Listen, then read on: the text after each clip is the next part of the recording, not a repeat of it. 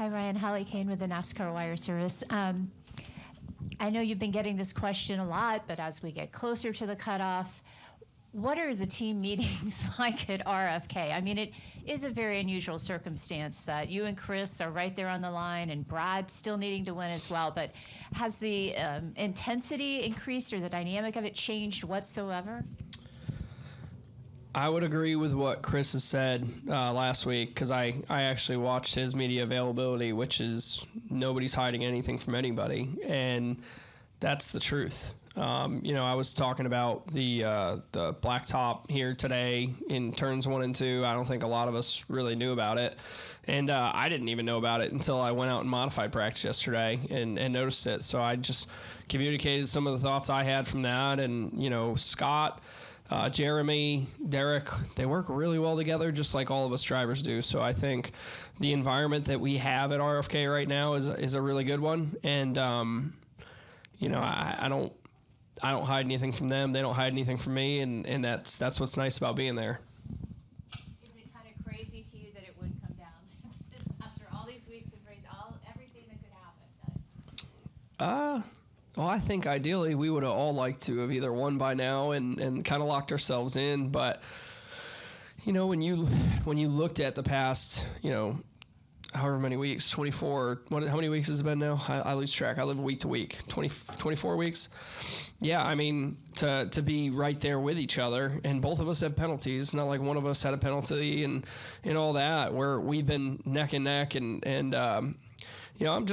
I'm grateful to be a part of this opportunity, or have this opportunity, because it's been a lot of fun. It's been a lot of fun for me as a racer who's put a lot into my career and really been able to finally put something together that is allowing me to go and contend and race again and feel like I'm racing again. I always used to have to go race my modified to feel like I'm racing, because the biggest thought to me in the past was, when's the leader coming to lap me, and not because I didn't know how to drive, but you were fighting so many different things, and it's just nice to, be on the other side of things, to where you're continuing to try and find grip to race for a top 5 or race for a win or race for a top 10 or whatever it is. So, there's a lot of factors as race car drivers that come into that, and I'm grateful to be on the one I'm in.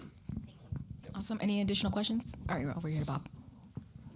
Bob Pockris, Fox Sports. Do you feel like you're racing Chris for the final spot, or do you assume that there's going to be a new winner in the next 2 weeks? Hell yeah, I'm going to race the heck out of him.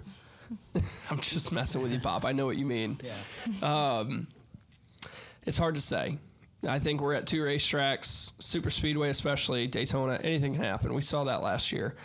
At Richmond, you don't know who's going to show up with the right package today for this option tire. We all have, as you guys have already heard, Jordan asked it with the tire wear. How's that going to be?